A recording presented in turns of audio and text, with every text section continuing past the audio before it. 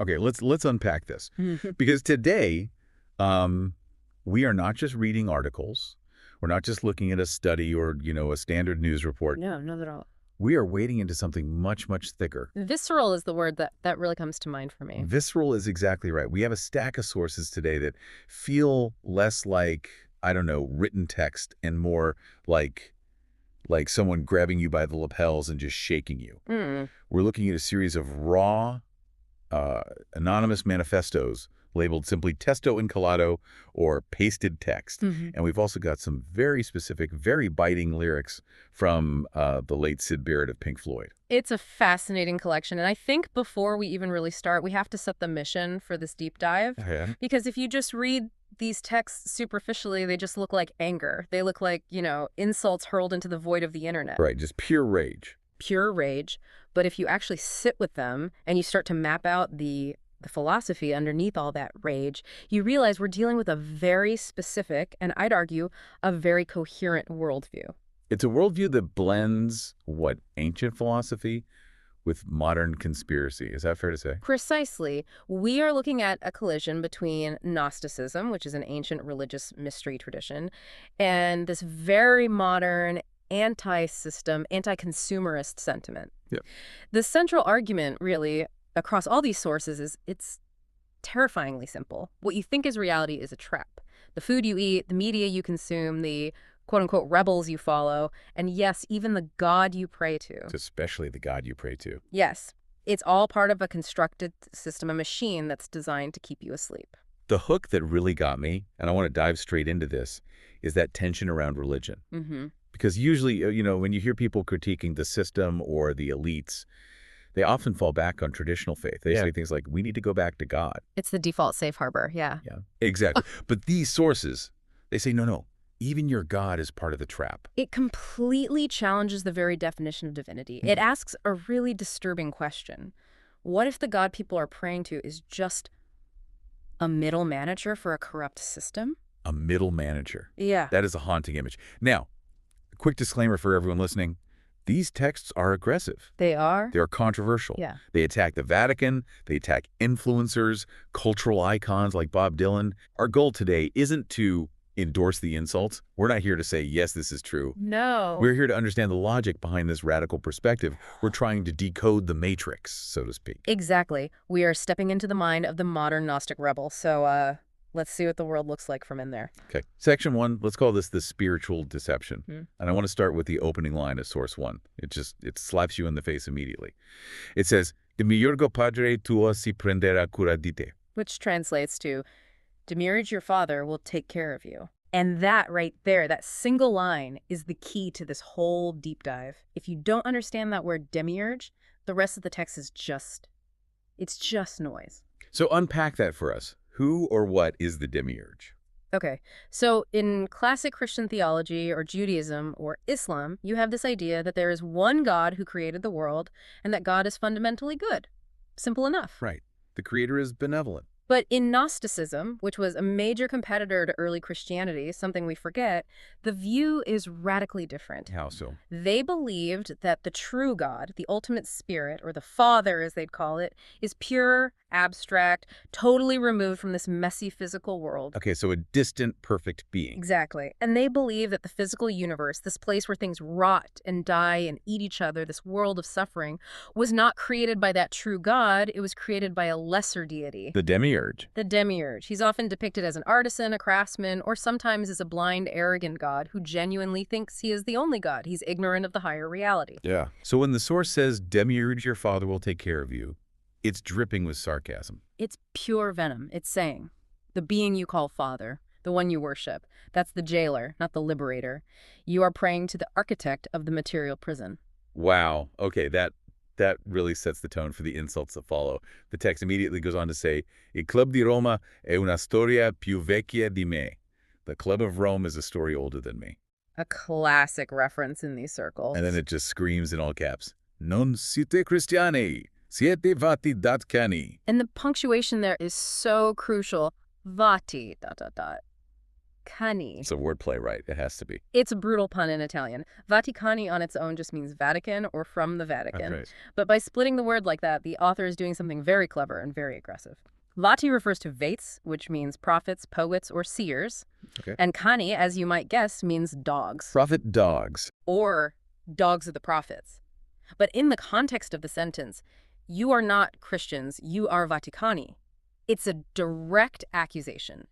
The author is arguing that modern believers aren't following the actual spirit of Christ. They're just guard dogs. They're guard dogs for the institution, for the Vatican. And by extension, as mentioned before, they're serving the Club of Rome, which is used here as shorthand for the global elite, the technocratic system that manages the prison. It's painting this picture of profound hypocrisy. The text then asks, Dove Eravate, Yeah. where were you? And then it gets really personal. It does. It says, a ballare o a farvi le seghe, o a lavorare per loro. Were you dancing? Well, the translation is crude, pleasuring yourselves. Or were you working for them, as you still do? It's incredibly aggressive, but you have to look at the logic behind it from the Gnostic perspective. Go on. The Gnostic argument is that the material world is fundamentally a distraction. It's designed to keep your inner spirit trapped. So if you claim to be a spiritual person, a Christian, but your life actually consists of distraction, which is the dancing, Right. of base physical self-gratification, the crude reference to masturbation, Yeah. and of economic servitude, working for them, Yeah. then you aren't spiritual at all. You are just fuel for the system. You're a battery for the matrix. You're just feeding the Demiurge. Precisely. You are keeping his machine running. The source implies that people use religion as a badge, a label, I'm a Christian, but their actions, their entire lives are completely material. They work to get rich. They work to enrich themselves, to buy things, to satisfy their perversions, as the text puts it. And that's why the source asks that haunting question, where was the Father? Meaning, where was the true spirit, the true God? While you were so busy being a cog in the economic machine, you were serving the wrong master? It's that old idea you can't serve two masters. Yeah. But this takes it a step further and says, the master you think is God, the church, the Vatican, is actually just the HR department for the material world. That's a brilliant way to put it, the HR department for the Demiurge. And the text finishes this whole thought with some very heavy mythological references. It says, Kali Yuga, Shiva danza, divoi aspamaha. Shiva dansa. Shiva dances. Yeah, we're jumping from Christian heresy directly to Hindu cosmology, which shows you how these modern syncretic worldviews operate. They pull from everything. So what's the significance here? The Kali Yuga is, what, the final age? It's the fourth and final age in the Hindu cycle of world ages. It's the age of darkness, of conflict, of ignorance. It's often called the Iron Age. The age where everything goes wrong. That's the one. And Shiva is, of course, the destroyer, but in Hinduism, destruction isn't necessarily evil. It's a necessary part of the cycle. Shiva dances to destroy a weary, corrupt universe so that it can be reborn. So the source is saying that the destruction is coming. It's saying we are in the Dark Age, and the cosmic destruction is coming for you, the Parasites. The author calls the people Aspamara, which is likely a misspelling or a variation of Apesmara. And Apesmara is? Apesmara is the dwarf demon of ignorance and spiritual blindness that Shiva famously tramples on during his cosmic dance. Oh, wow. So if you are a Vaticani, a dog of the system, distracted by work and pleasure, you aren't just a bad person. You are the literal embodiment of ignorance, and the cosmic dance is about to stomp on you. A cheery start to our deep dive, isn't it? Oh, absolutely. Just some light, breezy content to get us going. But this brings us to a massive question, and I think we need to dedicate some real time to this. I agree. We've talked about the Vaticani insult, but this raises a huge logical issue. If the church is the system and God of the church is the Demiurge, then what about the Bible? What about the book that everyone is reading? This is the crux of their entire argument. And I want to take a moment here to really break down what we could call the logic of legitimacy that the source is presenting. Because the text explicitly screams at the reader, Quale Dio? Cosa ne sapete? Which, God. What do you even know? All right, and it follows up. Una collezione di libri redatti, traditi e modificati in millenni. A collection of books edited, translated, and modified over millennia. This is the classic Gnostic counter-argument to mainstream institutional Christianity, and we have to understand it from a historical perspective to really grasp why they are so angry. Lay it out for us. The argument goes something like this. If you believe the world is run by corrupt powers, whether you call them the Club of Rome or the Demiurge, and you believe those powers have been in charge for, say, 2,000 years. Then why would you trust the book that they published? Exactly. It's the winner writes the history books argument, but applied directly to the Bible. It's a devastatingly simple and powerful piece of logic, if you accept the premise. So let's talk about that history, the history of the canon. Okay. The Bible, as we know it today, it didn't just fall out of the sky letter-bound with a zipper and gold leaf pages. Right. It was selected. It was curated. There were intense politically charged debates and councils, like the famous Council of Nicaea in 325 AD, and many subsequent synods. And these councils were made up of who? Church leaders, bishops, men who were, at that time, aligning themselves and the burgeoning Christian faith with the power of the Roman Empire under Constantine. So it wasn't just a theological discussion, it was political. It was intensely political. They were deciding the future of an empire's religion. They literally voted on which texts were in, which were divinely inspired, and which texts were out. They curated the content. They absolutely curated the content, and that's why the source asks, "Chi ha deciso cosa dovesse stare su quei libri?" Who decided what should be in those books? The implied answer is, the agents of the Demiurge decided. And the logic follows that they would have kept the books that encouraged obedience, structure, fear of an external god. The God who judges from on high, the God who requires an institution to mediate for you. The Demiurge. Yes. And they would have burned or suppressed the books that didn't fit that tidy, controllable narrative. And this is where we have to talk about the Apocrypha. The source specifically asks, Gli Apocryphi dove stanno? Where are the Apocrypha? This is such a huge point. The word apocrypha literally means hidden things. And these texts, especially the Gnostic Gospels, like the Gospel of Thomas, the Gospel of Judas, the Gospel of Mary, they paint a completely different picture of Jesus and spirituality. How so? What is the fundamental difference between, say, the Vatican version and the Gnostic version found in these hidden books? The difference is, it's everything. It's fundamental. The canonical Gospels, Matthew, Mark, Luke, John, the ones the Vaticani defend, they focus heavily on Jesus as the unique Messiah, the fulfillment of prophecy, and the absolute need for faith in him and his church for salvation. It creates a hierarchy. A clear hierarchy. God is in heaven, Jesus is his son, the church is his representative on earth, and then there's you at the bottom. It is an external authority. You listen, you obey, you have faith, and then you are saved. Okay, a kind of spiritual vertical integration. A perfect description. But the Gnostic texts, take the Gospel of Thomas, for example. It's not a narrative story about a savior who comes to fix the world. It's just a list of sayings. Sayings about remembering who you really are. What do you mean remembering? It says things like, the kingdom is inside of you, and it is outside of you. When you come to know yourselves, then you will become known. It's not about faith in an external being. It's about gnosis. Knowledge. Direct, personal, experiential knowledge of the divine spark that is already within you. It's about finding God inside yourself, not in a building. It sounds dangerous for an institution. It's incredibly dangerous. Think about it. If God is inside you and you can access that divinity through self-knowledge, through looking inward. You don't need a priest. You don't need a priest. You don't need a temple. You don't need to pay tithes. You don't need a Vatican. You become, in a spiritual sense, ungovernable. You become ungovernable, and that is the source's point. The Vaticani, the ancients of the system, chose the texts that made you a dog of that system. Obedient, working, fearful. And they declared heretical the texts that suggested you could be a God-free, aware, awake. So when the source asks who decided what should be in those books, it's not a question. It's a direct accusation of historical spiritual manipulation on a massive scale. It suggests that the Bible, as most people know it, is a tool of control, a piece of software constructed by the same Club of Rome mentality to ensure the masses remain asleep, manageable, and productive for the system. They suppressed the Apocrypha because those texts were a red pill. They offered a way out of the matrix. And that leads to the source's ultimate insult to the modern believer.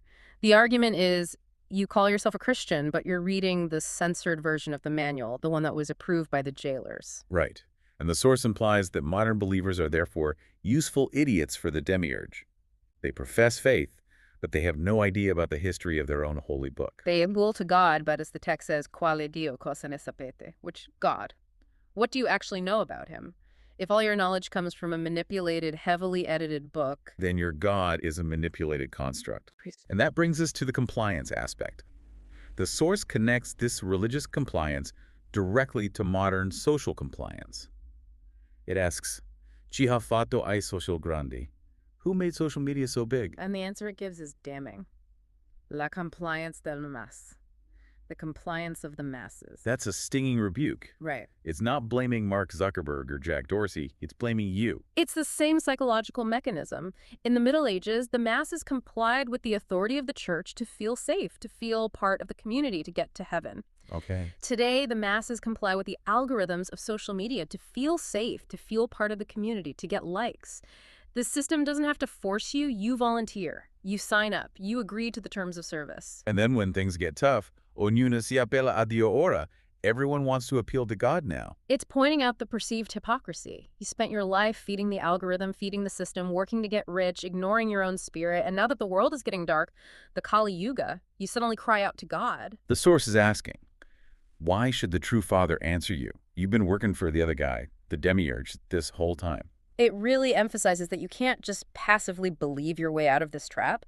You have to actively discern what is true and what is a manipulation, whether it's a 2,000-year-old book or a TikTok trend. Discernment? Discernment is the only weapon the Gnostic has. Speaking of discernment, or, more accurately, the lack of it, let's talk about how this compliance manifests in the physical world.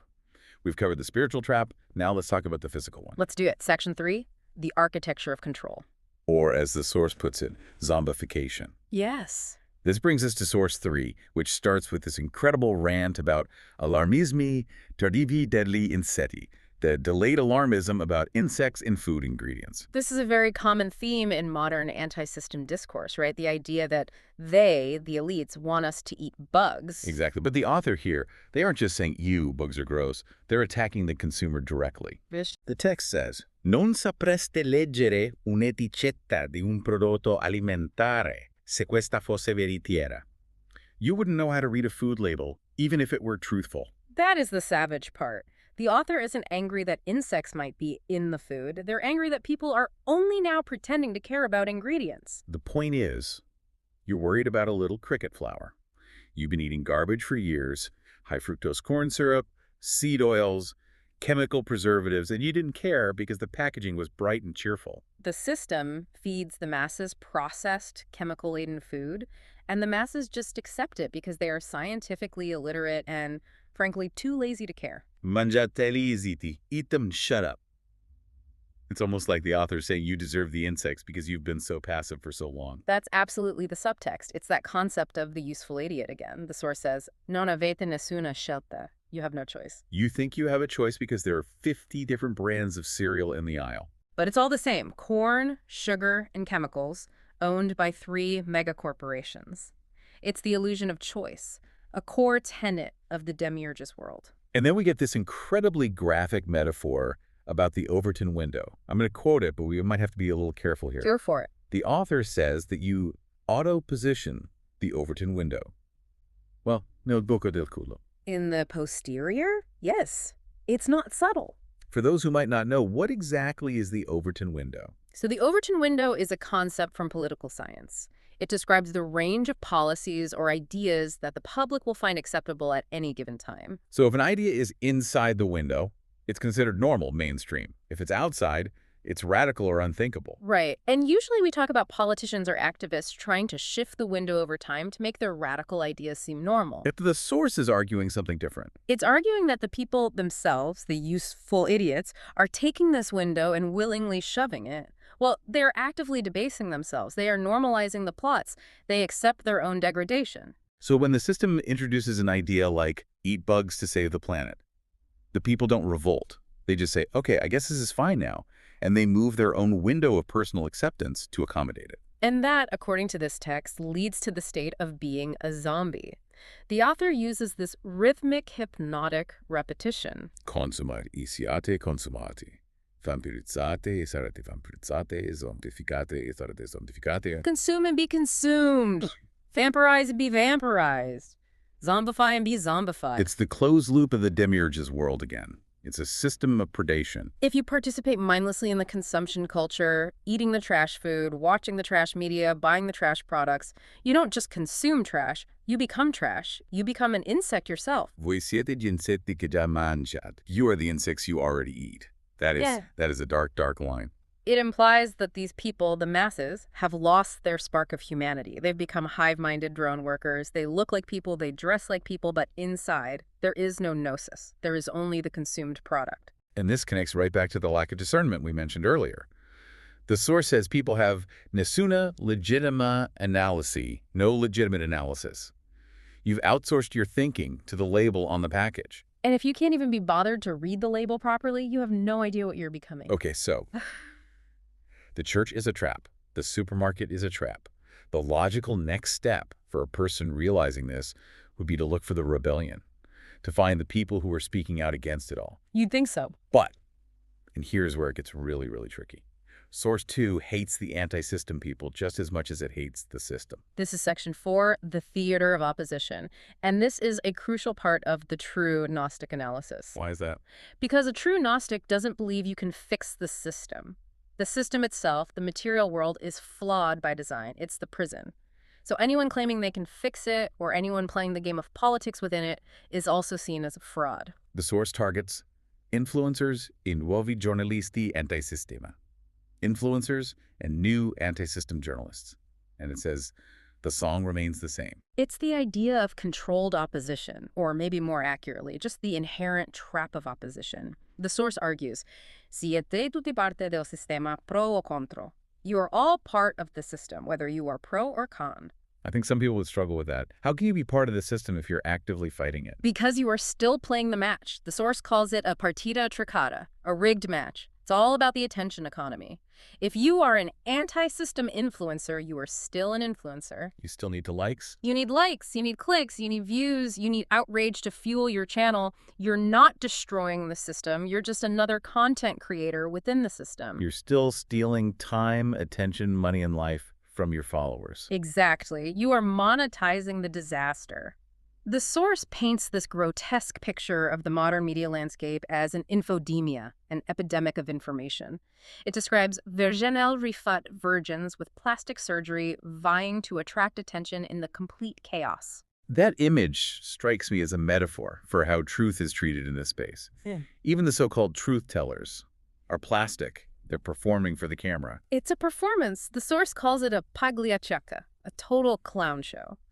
The author argues that these anti-system leaders are just miserable capo ultras, you know, the term for the leaders of fanatical soccer hooligan groups. Yeah. They're just riling up their team, foaming at the mouth, bava alla boca, but they aren't actually changing the structure of the game at all. They're just another spectacle. They are feeding off the same carcass as the mainstream media. Mangiavate tutto dallo stesso piatto. You all ate from the same plate. The source is basically saying, until yesterday, you were part of the system, trying to make it. Now that the system is visibly collapsing, or volano gli stracci rags are flying. Now you pretend to be rebels. Exactly. But you're just picking over the remains. You're spalpare l'osso, stripping the bone clean. It's a pretty powerful critique of opportunism. People who build an entire career on shouting, the world is ending, are still building a career. They're still benefiting from the structure they claim to hate. And this brings us to that strange DNA comment. La fine verrà per tutti è già scritta nel vostro DNA. The end will come for everyone. It is already written in your DNA. That sounds incredibly fatalistic. It does. But in Gnostic terms, it might mean something more specific. It could mean you are material beings. You belong to the material world of the Demiurge. Your very code is of this prison. So when the material world collapses, you collapse with it. You can't tweet your way out of the apocalypse. Wow. So we have false priests, false food, and false revolutionaries. Yeah. Which sets us up perfectly for our final source, a very specific case study of a false prophet. And we are pivoting from these anonymous, angry Italian manifestos to a song lyric by Syd Barrett. The founder of Pink Floyd. Yeah. A man who, depending on who you ask, either descended into madness or perhaps ascended into a different, more honest kind of reality. A tragic, brilliant figure. And the lyrics we have are from a song called Bob Dylan Blues. Now, Bob Dylan is usually held up as the ultimate voice of a generation, the protest singer, the guy who spoke truth to power. An icon of the counterculture. But Syd Barrett, he completely destroys him in these lyrics. It's a total demolition job, and it fits perfectly with this theme of the illusion of rebellion we've been talking about. Okay, let's look at the lines. It starts, got the Bob Dylan blues, and my clothes are all faded and torn, but my gut and my wallet are fat. Ouch. Right off the bat, the very first lines, he's attacking Dylan's authenticity. Dylan cultivates this image of a poor, rambling folk singer, clothes faded and torn. But Barrett just points out the obvious. You're rich, you're making a whole lot of dough. The contrast is brutal. And then the next line, but I deserve it though, so I'll sing about war in the cold. That sarcasm is just dripping. It's the commodification of empathy. That's what Barrett is exposing. The mechanism is simple. Dylan takes the real suffering of the world, the war and the cold, turns it into a catchy song with a harmonica. And sells it. And sells it to get a fat wallet. He isn't actually in the cold. He's the king. The lyrics say that.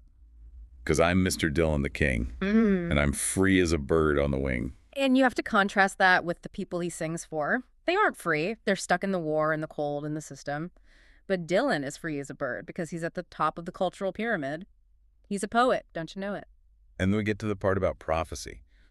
I can prophesy all kinds of things. This connects us right back to the Vaticani and the anti-system influencers. It's the prophet complex. Right.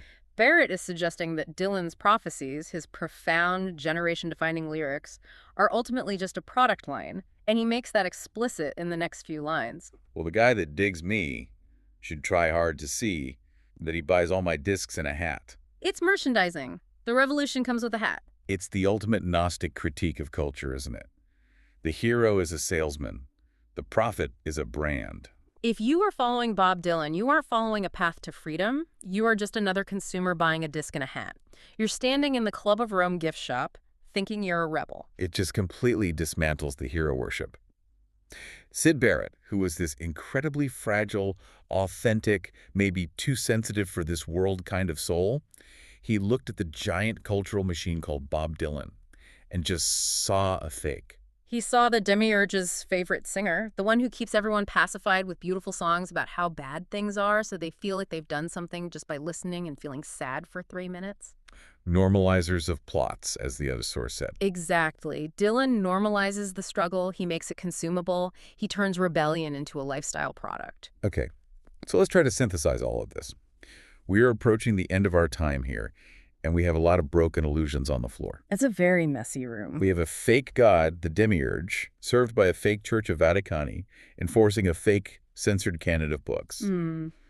We have a fake food supply that's designed to turn us into compliant zombies. We have fake opposition leaders who are just engaging in an infodemia for clicks. And we have fake prophets who are selling us the soundtrack to our own destruction. When you lay it all out like that, it's an overwhelmingly bleak picture. It is. The common thread here, the word that keeps jumping out at me, is parasitism. That is absolutely the word. All the sources use it in some form. Parasitato, parasitized. Vampirizate, vampirized. Spolpare l'osso, to strip the bone. The worldview of these sources is that the system, in all its forms, religious, economic, cultural, is a vampire. It feeds on your time, your attention, your money, and most importantly, your spirit. And the people. The masses. The people are the host. Or even worse, they are the useful idiots who willingly invite the vampire into their home because they like the way he dresses and the nice songs he sings. So what is the conclusion here? What is the so what for the listener? Is there any solution offered in these texts, or is it just pure nihilism? It's bleak, I won't lie to you. Source 2 says the end is already written in your DNA.